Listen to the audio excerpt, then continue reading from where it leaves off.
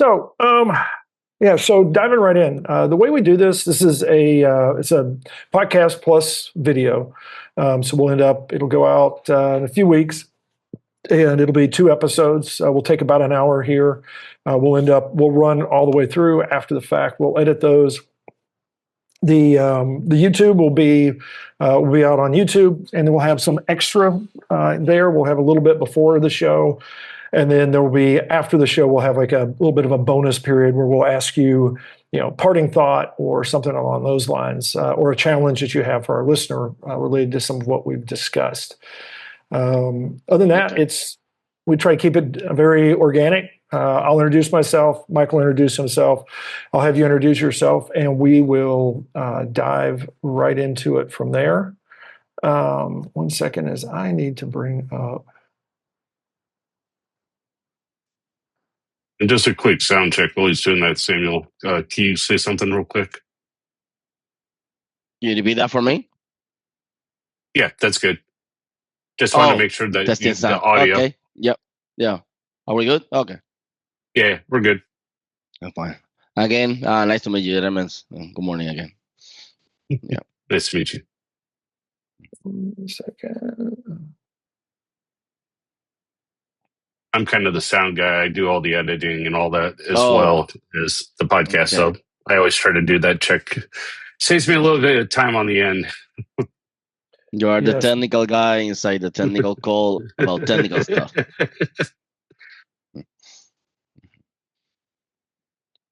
I'll also be the one sending you the links to the podcast and the video blogs. I'll probably send them to you through LinkedIn. So just watch for a message from me once they're done. Okay. That works.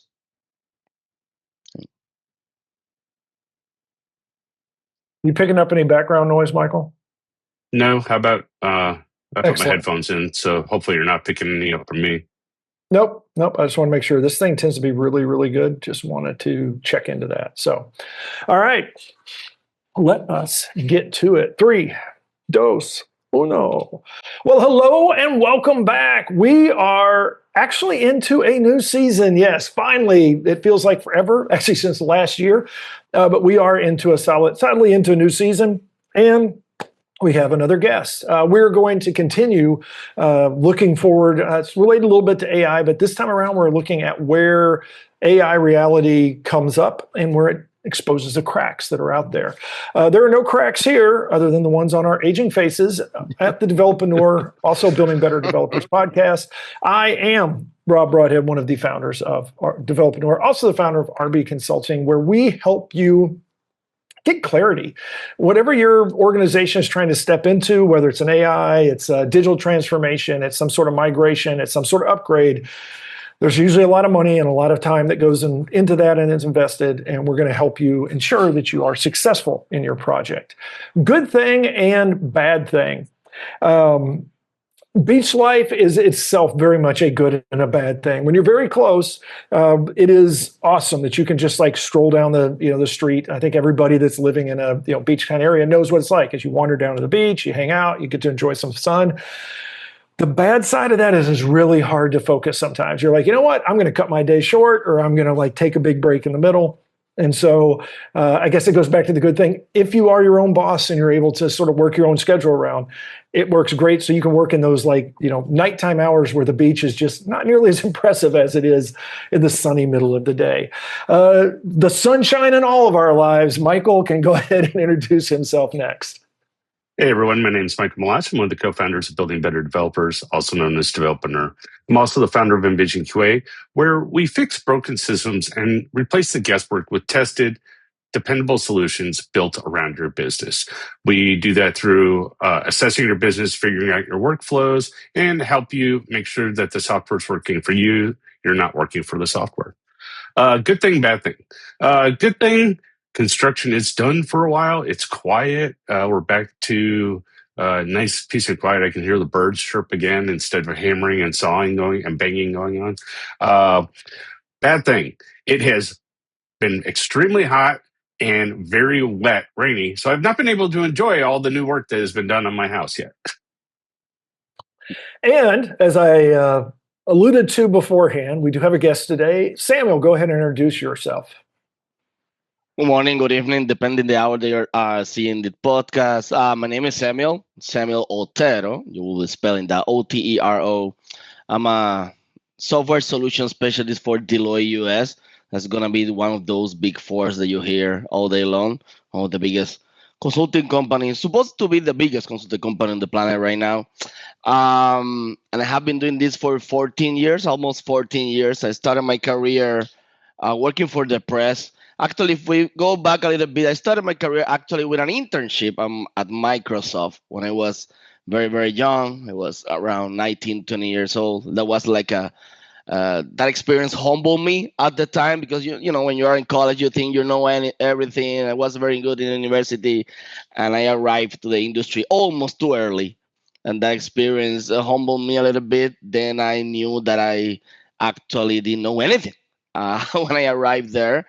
Uh, but that experience being around 19, 20 years old opened a lot of doors for myself, and then I moved to the press. I worked for the press for the largest newspaper brand here in the island Puerto Rico, where I currently live in, for 4.5 years before moving to finally to consulting. I have been consulting for the last 8 to 10 years, smaller companies, bigger companies, and now for the last 4 years, actually, in the next 5 days, that will be my fourth birthday in Deloitte US.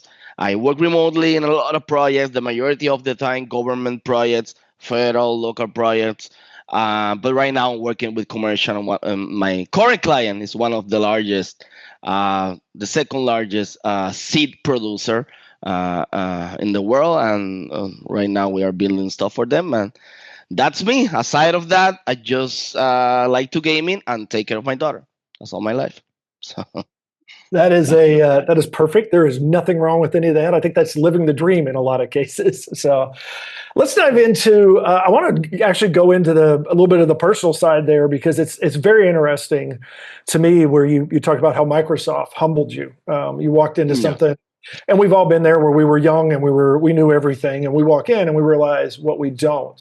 That's very interesting to me because I know from personal experience that I'm old enough that there was a bigger number than the big four back when it was the big 6 or 7 at the time, and it's just been slowly reducing.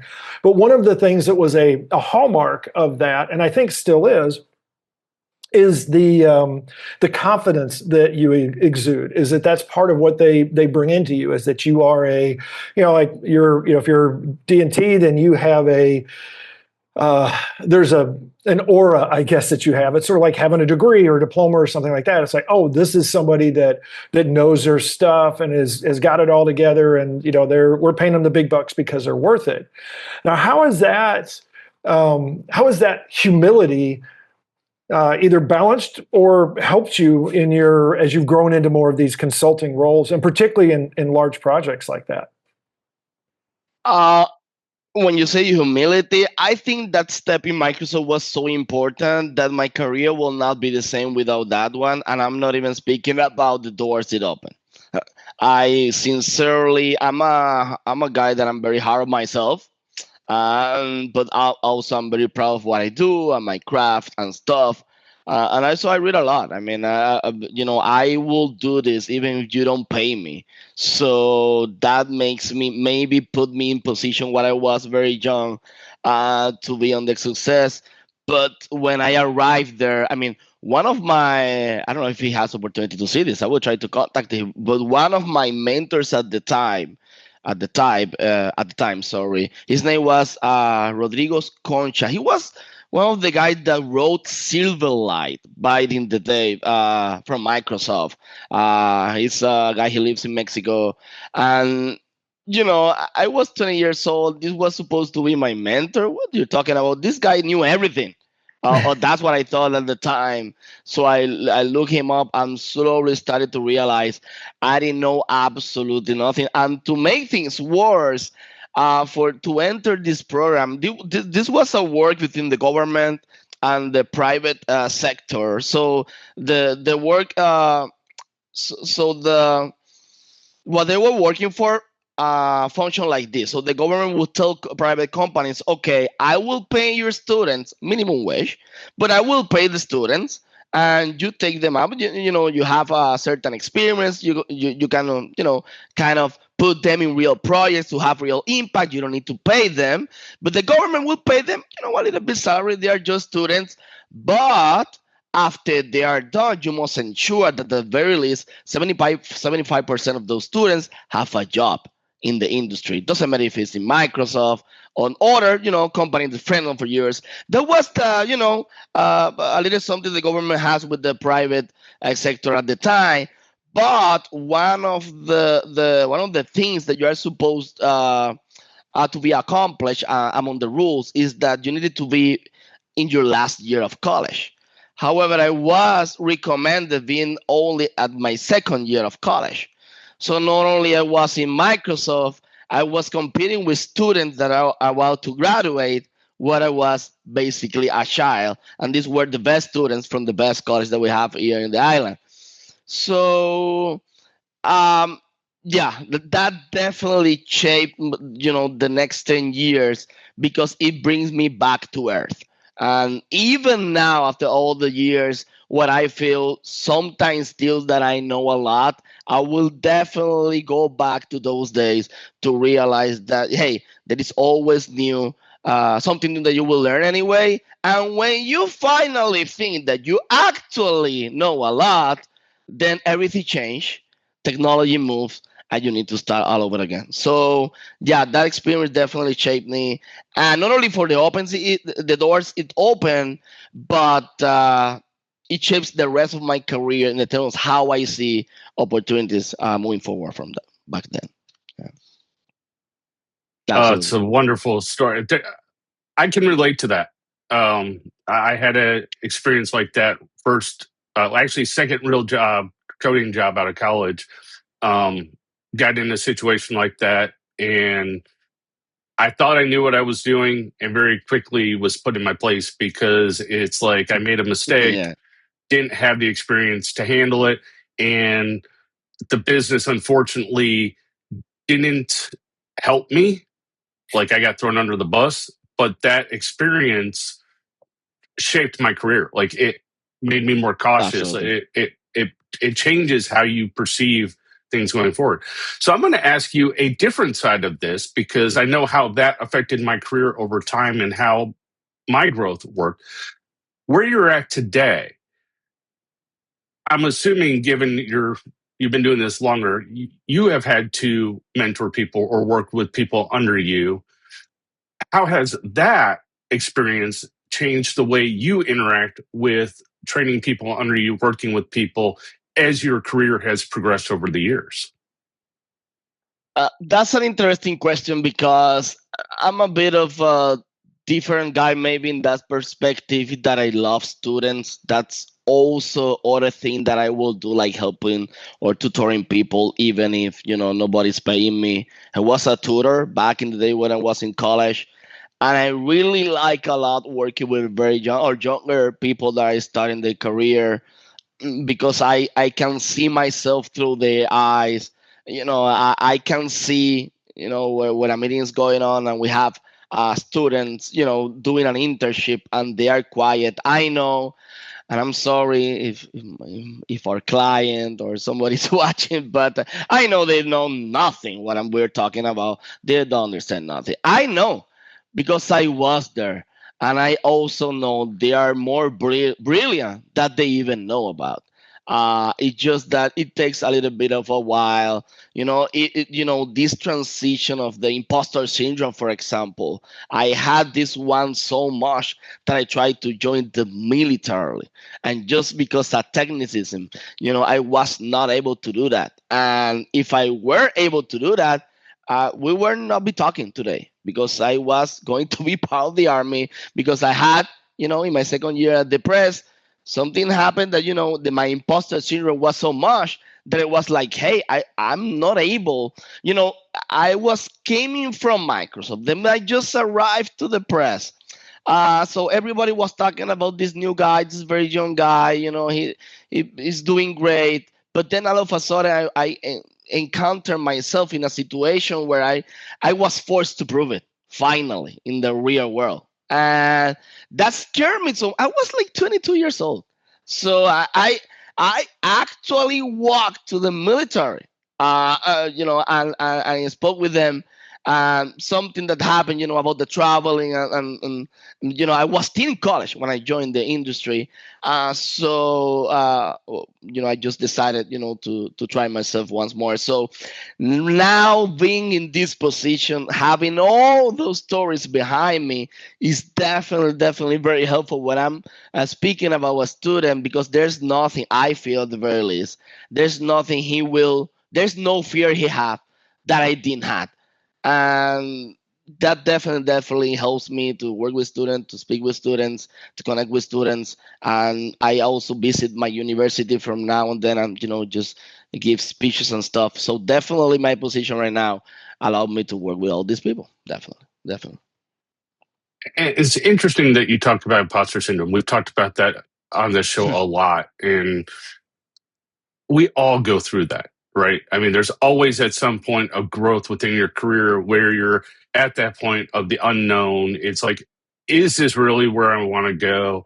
For me, it was like, I run into this all the time.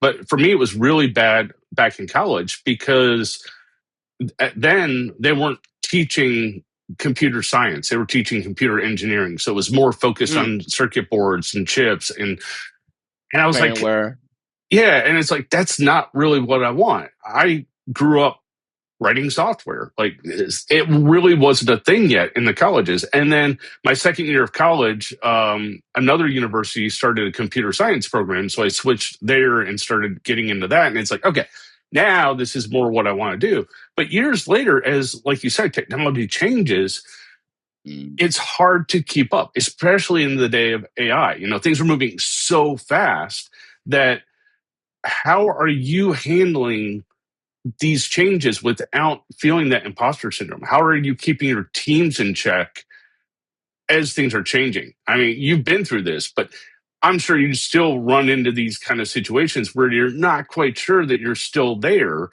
How are you and your teams handling this? You just made a comment in that last sentence that it kind of touched me. You are not sure if you're still there.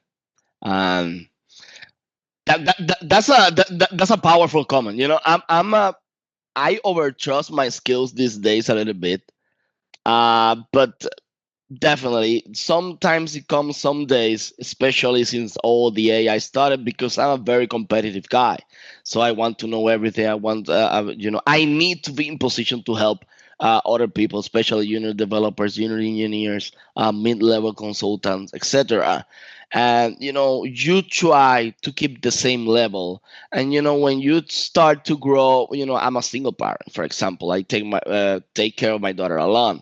That wasn't the case always, right? So it has been the case for the last 2 years.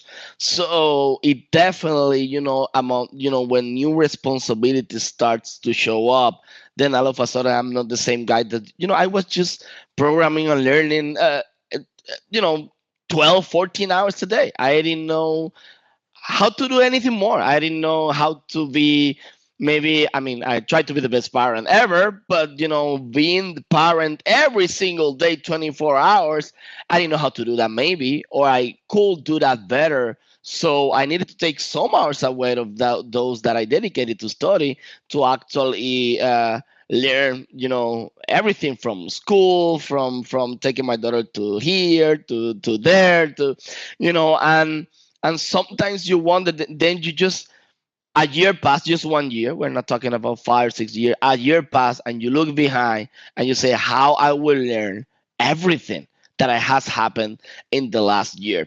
I have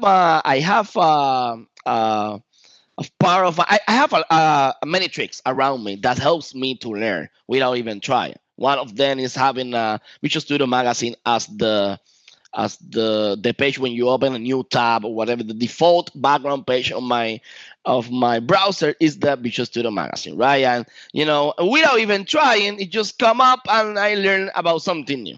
So I try to be in the loop like that. That's one of my tricks. So, and sometimes I'm reading stuff and, dude, it's impossible. It's impossible. So, to be there, just as you say, I, I am here still. So, the answer to your question is that we need to trust the experience that we have, because at the end of the day, we have been through this for the last 10 or 15 years. So it will keep happening. AI is not the end of the world. Once we feel like we are experts on AI and everybody can write a little chat GPT like engine running locally, then there will be a new thing. And I think if we remember the experience that we had, that helps us a little bit moving forward. I love it. There's a couple of things you touched on there that I like the loop there of you mentioned that you sometimes you overtrust your skills, but it's an interesting journey, I guess, from being young and trusting your skills too much and realizing you shouldn't because you didn't know what you didn't know. And then there's sort of that progression. And at some point, there's this like imposter syndrome where you realize suddenly, oh my gosh, I don't know anything. How did I even get this far? Anything. And then you get to a point that is, as you said, sort of like, I guess, over trusting your skills, but it really is, it goes back to what you finished up there, where you can trust your experience. You may not have the skills per se, or the specific skills that are on that, on the list of skills for that project, but you can look back and say, you know what? I've been here before. AI is new, but AI didn't exist 5 or 6 years ago. There was a different technology or a different thing that I had to go figure out and manage to make it work. And there's the common thread among all of those of the things that you learn. And it seems like you get that. And I'm wondering is that part of what you do when you're training and you're bringing others up? Because you also mentioned they don't know how smart they are. So how do you impress that upon them so that they can stay positive, they can stay working hard? Uh, you always will need a little bit they to help themselves, right? In terms of attitude, because sometimes it's hard when you have imposter syndrome. That's why we call it a syndrome. I don't know if, maybe you can. I don't know if this is something that is talk among psychiatrists. It's real. Imposter syndrome is something that is like a sickness, and it's not always if somebody's sick of anything, you cannot go to that person that, oh, cure yourself, oh, just be well. That doesn't work like that, right? So imposter syndrome is the same, and I felt it's so strong that I will never forget that. And what I try to do to make students or people around me, younger people, to understand is to share my experience, because they see the Sam giving speeches in university. They see me in the meetings talking with the client, daring to say to the client, this will not be done in this week. I'm sorry, it's not possible. And they start to, oh my God, this guy on.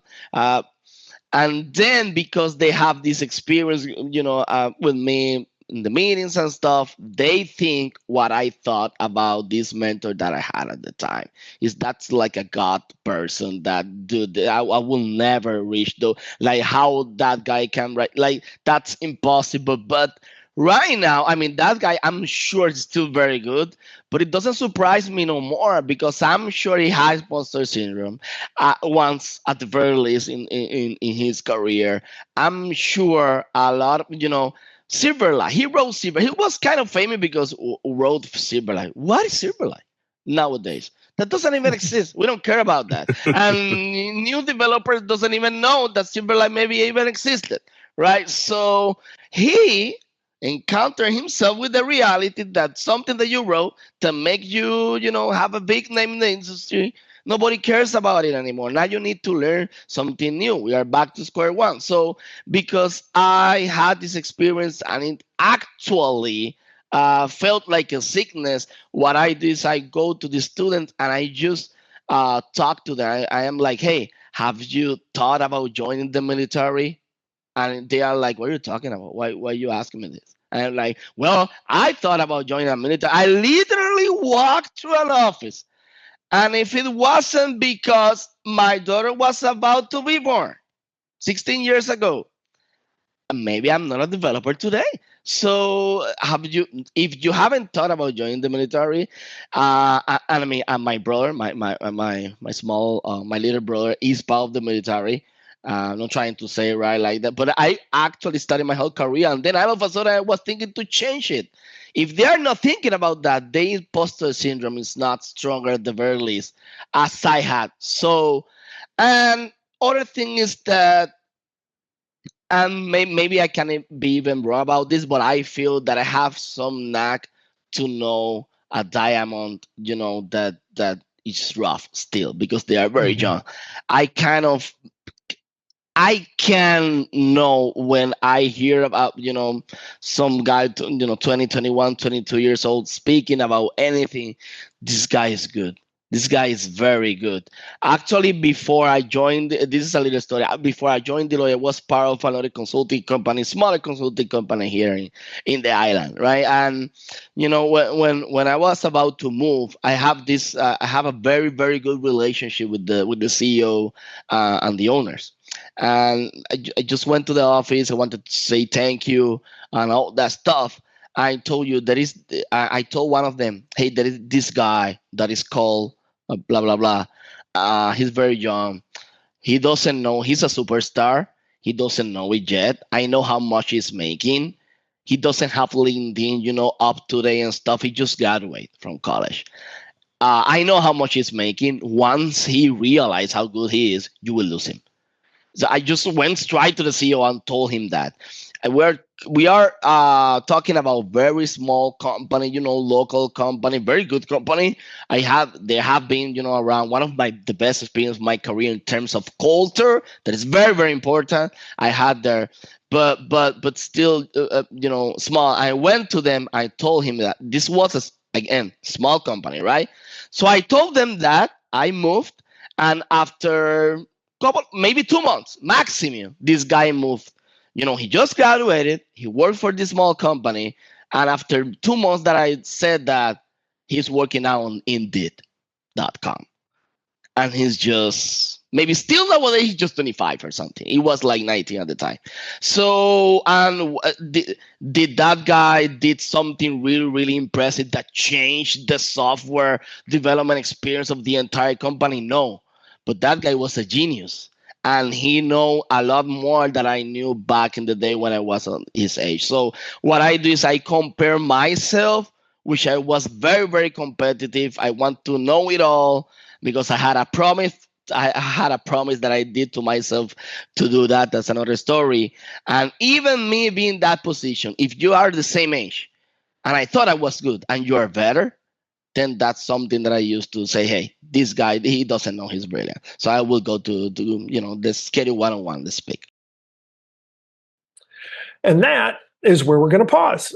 This has been just the start, just the tip of the iceberg of our conversation with Samuel. And it gets better, I think, even into the next episode, including some really good wisdom that comes from, I'm going to call it this kid, even though he's been doing this for 15 years, but it's amazing to see somebody that is, granted, he started his career very, early, but somebody that's, into their mid 30s and has got, a career like this and some wisdom like this. And I think it will help a lot for those of you that are in that middle, working their way into senior level roles, because this is probably going to be very near and dear and very close to where you guys are proximity wise in your career. So this episode was great, but I think the next one even more so.